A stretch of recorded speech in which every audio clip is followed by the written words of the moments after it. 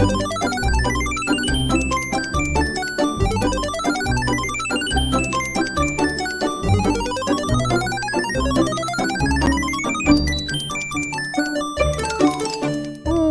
back to Radio Taiwan International. You're listening to Geek Out. What's your cup of tea, tickles your fancy, or floats your boat? Join us as we share passions from people in Taiwan and around the world. I'm your host, Michelle Chang, and today in the studio we have my lovely coworker, Tristan Hilderbrand. Hello. So what are we geeking out about today?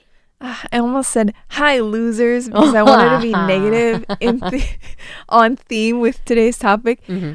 We're talking about unpopular opinions. Yes. It could also be titled Pet Peeves today. Yeah, in my case, I think they're all pet peeves. Everybody's got stuff that that other people do or they see. And it's just like, it makes you itchy. It drives you nuts. So let's begin with one of yours. All right. The first one is probably the least offensive to people. Okay. Are you worried about the other two? Not at all. Okay. I strongly dislike any backpack that has a round top. Yes. Okay. Because it does not make any sense. Most of the time, especially school backpacks, you're putting books, textbooks, notebooks inside. Which are rectangular. Rectangular. Mm-hmm. So if you have that lump at the top, nothing's going in there. If you put something up there, it will fall down. Your books then sit lower on your back, pulling your shoulders in an uncomfortable way and sort of twisting your back a little. I have totally noticed that trend. It's like people are wearing their backpacks up higher now. I hail from like the 80s, early 90s, and we would always like have the straps super loose so that it was just really on your butt. Yeah, on your butt, and there'd be a big gap in between your back and the backpack. Yeah, I'm seeing that's really not the right way to wear a backpack. But yes, I agree. With rectangular backpack shapes, then the space can be utilized more completely. Absolutely. And you can shift that weight up your back.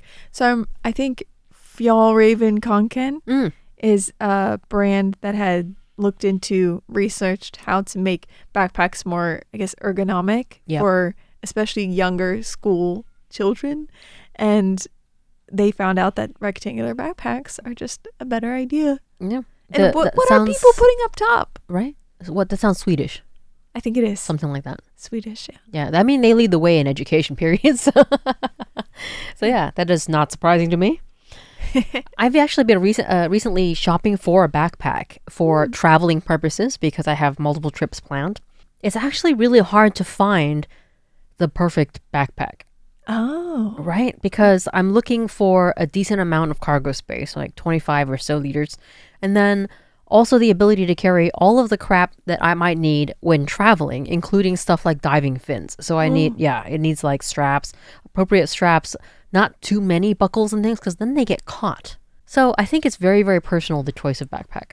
I wish you could just custom design. I'm sure you can, but you spend money. Yeah, a little bit too much. You're going for one of those backpacks? No, actually, that's what it is. There are definitely backpacks on the market, and there's techie backpacks, right? Tech backpacks are like photographer packs that have compartments for all of your, your drone or your lenses or whatever.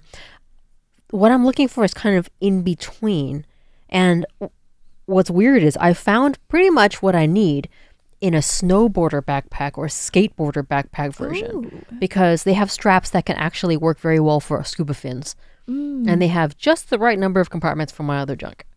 That makes sense. I actually went to school with a couple of skateboarding backpacks for a long time. So I thought they were cool. They are cool. Because you could hang your skateboard on there. Exactly. I mean, it's so practical. For all the days we're skating to school, which was never. I never did. Okay. One of your unpopular opinions? Oh, it's my turn. Okay. So unpopular opinion, I guess I'm going to just jump right into it. I am a fan of, this actually sounds really horrible, ready? I'm a fan of reading stuff on Reddit posted by parents who regret becoming parents. Ooh, that's dark. Oh, it's dark. Okay. We are both women. At a certain age especially, the older generations especially, start badgering you about having children. It's like that. I know, right? It's a nonstop societal pressure that is really, it's really terrible for your mental health, for women especially who can't have children. Absolutely. And then the women who choose not to have children are forced to, they are made to feel guilty. They're made to feel a number of emotions that are all negative because of the societal pressure to have children. This is a huge pet peeve. It's like, I don't like kids. That's all it is. I think children are bad. Unpopular opinion. Okay, I would agree, and we're both very animal friendly We people. are. I love animals. I love animals, Love and them. I'm not a fan of kids. Thank you. So we are in Animals agreement. just better. They're so much better. So much better. Yes, we're supposed to continue the human species, but are we?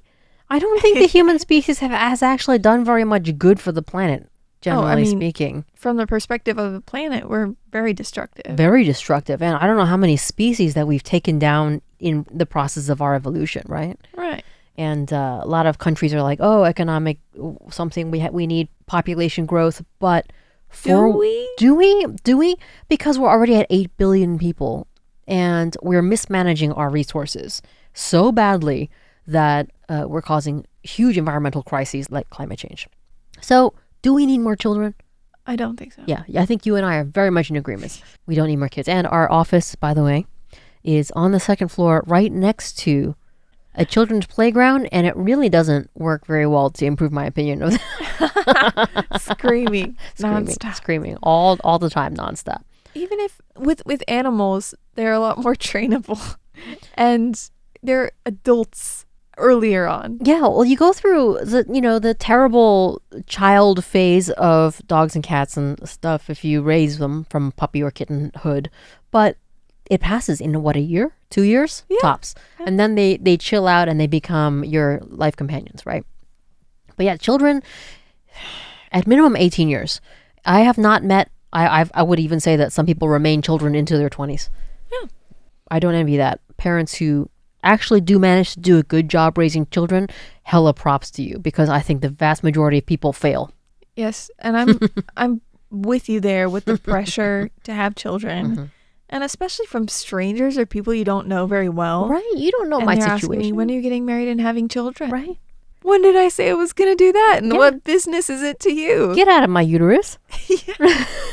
Absolutely. So the Reddit content you're looking at, it just solidifies your Yes, choice. Exactly. And yeah, reinforces my decision of not having kids because of, all these other people who wound up being parents and regretted it. So For possibly. example? It's just the amount of, to be fair, if this happens, you are kind of doing it the right way, in the way that all of yourself, all of your free time, all of your mental, your spoons, right? If you've heard that analogy, the spoon analogy. I haven't. You're, okay, so everyone has a different number of spoons, as we do, because if you look in your kitchen drawer, everyone's spoon count is different. And that's kind of an analogy that has to do with how much task energy you have every day. If you use up all of your spoons, then you have to do the dishes or, sleep Yeah. in order to recover all of your spoons for the next day. So if you use all of your spoons for your children, you have none for yourself. Mm. So that's generally the main gist of most of the complaints on there, of they give their kids everything and they completely lose who they are. And I would not want to do that. I'm more focused on bettering myself and bettering the world around me. Yeah. And leaving a positive impact on the world. Thank you. That I just think that having children is not a means to that end. Mm-hmm. Yeah, if that makes sense. Yes, we agree. Your turn. My turn. Okay, this one is probably a little bit more controversial, I'll say. Okay. Because anybody listening to this probably does it. And I think it is the most unnecessary thing that bugs the crap out of me. People who unnecessarily clear their throats. I don't think I do that, do I? I have not noticed anybody in our office doing that. But if you're on the bus, you're on the subway, anywhere, you'll hear it all the time, especially in libraries, and it's so annoying. Okay, for example, if we're in the same room together and I go, it's like to catch your attention. Oftentimes, yeah. Right? If somebody, yes. if you're at a Starbucks, if you're at a cafe with somebody, a big table of people, you know how they have those big tables that everybody sits at together, and somebody keeps doing that every 30 seconds, or even more frequently, every 5 seconds. Okay. There are a couple of instances that I can think of where forgiveness is required, meaning you're sick. Oh, absolutely. But then you shouldn't be out at a cafe infecting other people. Just saying. When I had bronchitis. I had bronchitis. Yeah. There was a period of time in which it was very bad, and I would have to clear my throat in order to breathe properly. Right. That's okay. And I was still clearing my throat less times than these people at Starbucks. And when I was getting over it and I was getting better, I would still occasionally clear my throat, and that's completely acceptable. We're not talking about that. The people who have no self-awareness that they're constantly making this noise, that's so unnecessary. That's the thing. It's unnecessary. And I do think it triggers people because we associate that noise with other people trying to get our attention. Yes. So if we hear someone like, then we automatically will look up. Yes. Because it's like, what do you want? Yeah, and you interrupt my train of thought. Right. We're in a quiet environment. You know not to have your phone on and play some noises, right? You know not to play music out loud. You know not to speak on the phone. So why don't you know that you're bothering somebody with these unnecessary sounds?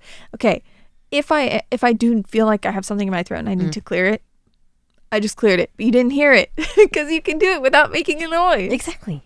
So, yes, for people who are ill, don't worry. It's not you. We're not talking about you. But if you have a habitual throat clearing noise, please stop. Get some help. Please stop. Okay, it's my turn again. All right, athleisure. I horribly detest it. What's that? Fashion? Yes, it's I am old. Listeners, I have repeatedly said that I am in my 40s. So I consider myself a zillennial, so on the cusp between Gen X and millennial. And we don't generally wear sweatpants ever unless we are really sick and at home. And we need to keep ourselves from dying. The whole like athleisure culture of people outside wearing, I'm just going to start saying stuff straight up. You look like homeless people, man. Like sweatpants and like ratty sneakers, sweatpants and like t-shirts with like holes in it. It's like, what are you doing? I've dressed like that on multiple occasions. Okay, we're not talking about fashion holes. Fashion holes and actual holes are different. Like jeans that are purposefully ripped for that look, different than shirts. Different than shirts that have holes because you've worn them too much. Oh, that I can't. Yeah, do. okay. Just kind of like people who are sick and clear their throat versus people who do it. Yeah. People who have holes in their ripped purposefully in your clothing for style. Okay, well, I'm not talking about you, but I feel like society is getting super, super casual. Lazy when it comes to your outward appearance, because I do feel like in my old mentality that your outward appearance is one way of showing other people kind of a respect for yourself and respect for others and respect for an occasion. And it's a representative of who you are. Right. So if I'm going to be kind of scruffy looking, it's okay to wear sweatpants and a holey t-shirt I've seen people wear it to like a job interview. I know. Do they get the job?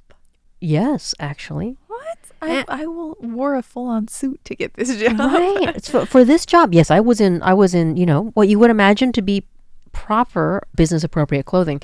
And yeah, the girl who was interviewing, and I saw her, she was wearing like the rattiest sneakers I've ever seen. And I'm not saying you have to spend a lot of money on attire. No. Because a lot of nice looking clothes can be purchased for fairly inexpensive or borrow somebody's clothes. I don't know. Also, if you are legitimately homeless and you're searching for jobs, most places, I know specifically in Taiwan and where I'm from in Nebraska, you can go and borrow or get free clothes for interviews. Yep. Easily. Some of the coolest, most awesome outfits I have ever seen have been assembled at Goodwills. Yeah. I love thrifting. Has a wide selection. Love thrifting. It is so fun. But yeah, I'm talking about people who are just, I guess, lazy. Yes. Have you ever been to Tokyo?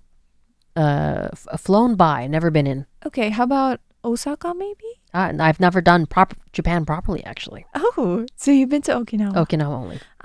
Very different island vibes. Yeah, I was going to say, because in the cities, the bigger cities especially, people dress a lot more intentionally, I'd say. Yes. Japan is actually a very intentional society. Yes. In everything, really.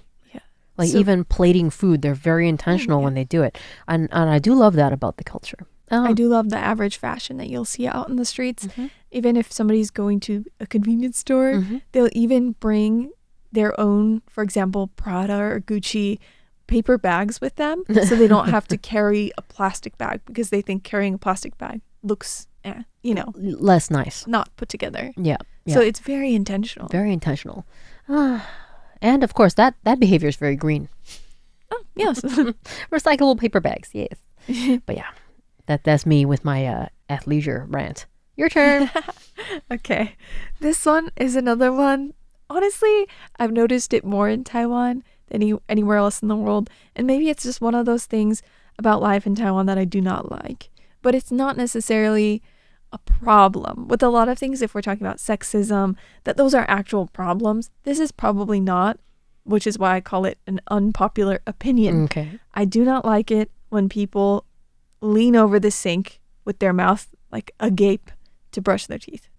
I understand that. Do you do that? I don't do that because, well, first of all, I use an electric toothbrush. Okay. So if I were to open my mouth, then toothpaste would just get everywhere. So I don't have an automatic toothbrush. Okay. But since when I was in middle school, I think I would take my toothbrush and I'd go and sit and watch some TV and just be brushing for like half an hour. I don't brush for that long anymore, but I could take the toothbrush with me and just go out and do other stuff. That's true. I can take my toothbrush with my toothpaste, leave the bathroom, brush my teeth, maybe walk around a little bit, pet my cat. Multitask. Yeah, multitask. Do one motion with one hand and another with the other. It's kind of training your brain, but and then go back. And I don't get toothpaste all over my face. But then people that I've run into here seem to think, some of them, that they need to just have their mouth wide open and leaning over the sink. Messy. And just let the toothpaste fall out. And I don't understand that. Why can't you just control it? I love the visuals that we're getting here. Yeah, I saw somebody doing it earlier in our bathroom, our company bathroom. Somebody was doing it. I mean, I believe in multitasking as well, because frequently I'm really, really busy in the morning. So yes, I will take my toothpaste, walk out of the bathroom, start my coffee, do something, right? And then walk back into the bathroom and finish that task. Yeah. My husband is of the variety where he will stand in front of the sink and get toothpaste all over the mirror. Oh, I do kind of get it all over the mirror. I get it. Because you want to get the inside of your top and bottom teeth, and that. But you could do that. But you could do that with kind of your mouth closed. Yeah. A little. And leaning over the sink won't help with that. Nope. Yeah. It makes you also turn off the water if you're walking away from the sink. And that's a great way to preserve your use of fresh water. Absolutely. Are you agreeing just to agree with me, or do you? No, we do the same thing. I don't like it either. You're making a mess. Stop making a mess because there's splash and it's just not great. Yeah. It's almost, to me, in my mind, it's like people who fart in public when they could control it. Right? Like you could control it. You're choosing not to. I love this. With toothpaste, and you could control it to keep it in your mouth, and you're choosing not to.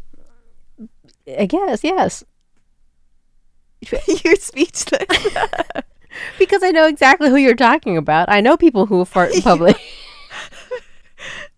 Yeah, I guess it's like you have the ability to be cleaner. Is that the word? More hygienic? Maybe more considerate. More With considerate? not really. But maybe more civilized.